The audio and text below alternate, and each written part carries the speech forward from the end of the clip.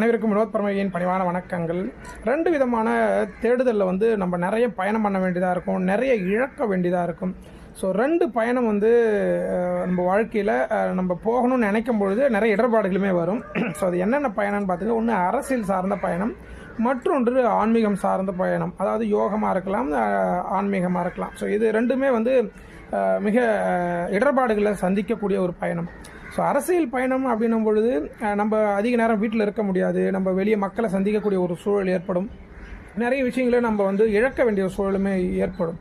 So அதேமாதிரி ஆன்மீகம் சார்ந்த பயணம் இருக்கும்பொழுது நம்ம இறை சார்ந்து நம்ம வெளியே பயணம் பண்ண வேண்டியதாக இருக்கும், கோயிலாக போக வேண்டியது, கோயில் குளங்கள் போக வேண்டியது, நிறைய இடர்பாடுகள் இருக்கும். ஸோ இதெல்லாம் எப்படி நம்ம குடும்பத்தில் இல்லற வாழ்க்கையில் இருக்கும்பொழுது எப்படி சார் இது 2 விஷயத்தை நம்ம ஃபாலோ பண்ணுறதுன்னு கேட்கலாம்.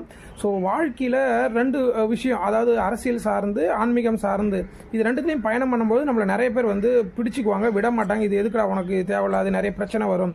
இதில் போயிட்டுனா குடும்பத்தெல்லாம் யார் பார்க்குறது, ஆன்மீகத்தில் போயிட்டால் குடும்பத்தை யார் பார்க்குறது, அரசியலுக்கு போயிட்டால் இங்கே யாருக்கும் சாப்பாடு செய்கிறது, அப்படிலாம் நிறைய உணவுகள் கொடுக்கறதுக்கு பணம் யார் கொடுக்குறது, மாதிரி நிறைய விஷயங்கள் நடக்கும். ஸோ நிறைய பேர் அனுபவப்பட்டிருப்பீங்க. ஆனால் என்ன அப்படின்னா, இந்த 2 விஷயத்தையுமே நீங்கள் சரிவர செய்யணும் அப்படின்னு நினச்சிங்க அப்படின்னா, இல்லை நான் அரசியலில் பயணம் பண்ண போகிறேன் சார் அப்படின்னு நினைக்கிறீங்க, இல்லை சார் நான் ஆன்மீகத்தில் பயணம் பண்ண போகிறேன் அப்படின்னு நினைக்கிறீங்கன்னா, அதாவது வாழ்க்கையில் நம்மளோட இல்லற வாழ்க்கையில் இருந்துக்கிட்டு இதை நம்ம பயணம் பண்ணும்பொழுது ரொம்ப கஷ்டமாக இருக்கும்.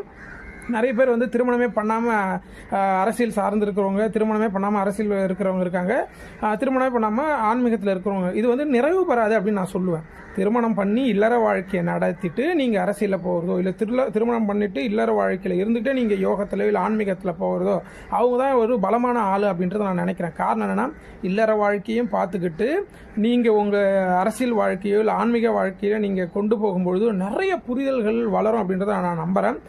காரணம் என்ன அப்படின்னா, குடும்பத்தை எப்படி நடத்துகிறோம், நம்ம என்னென்னலாம் இடர்பாடுகளை சந்திக்கிறோமோ, இது எல்லா மக்கள்கிட்டையும் இந்த பிரச்சனை இருக்குது, இதெல்லாம் நம்ம சரி செய்யணும் அப்படின்ற ஒரு எண்ணம் வரும். ஏன்னா எக்ஸ்பீரியன்ஸ் நம்ம இல்லற வாழ்க்கையிலேருந்து தான் நமக்கு அனுபவங்கள் கிடைக்கும்.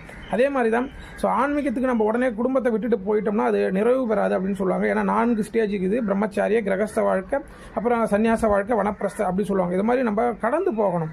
இல்லற வாழ்க்கை அனுபவிக்காமலே நம்ம ஒரு தலைவராக ஆகிட்டோம் அப்படின்னாக்கா, குடும்பத்தில் நடக்கக்கூடிய விஷயங்கள் எப்படி சமுதாயத்துக்கு நம்ம தொண்டு செய்யக்கூடிய சூழல் ஏற்படும்.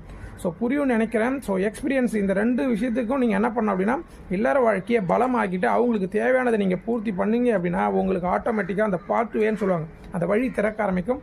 நீங்கள் அழகாக பயணம் பண்ணலாம், தடங்கள் இல்லாமல் பயணம் பண்ணலாம், உங்களுடைய லட்சியத்தில் நீங்கள் வெற்றி பெறலாம். ஸோ அதனால தான் என்னுடைய இல்லற வாழ்க்கைக்கு தேவையானதை நான் என்னுடைய மனைவி மக்களுக்கு பூர்த்தி பண்ணுறேன், என்னுடைய பாதைக்கு வழி விடுறாங்க. அதே போல் நீங்கள் அரசியல் சார்ந்து பயணம் பண்ணுறவங்க, நீங்கள் உங்கள் இல்லற வாழ்க்கையை பூர்த்தி பண்ணிவிட்டு நீங்கள் பயணம் பண்ணுங்கள், மகிழ்ச்சியாக பயணம் பண்ணுங்கள். வாழ்க யோகம், யோகம் இல்லாட்டும். அடுத்த பதிவில் கண்டிப்பாக சந்திக்கிறேன். நன்றி.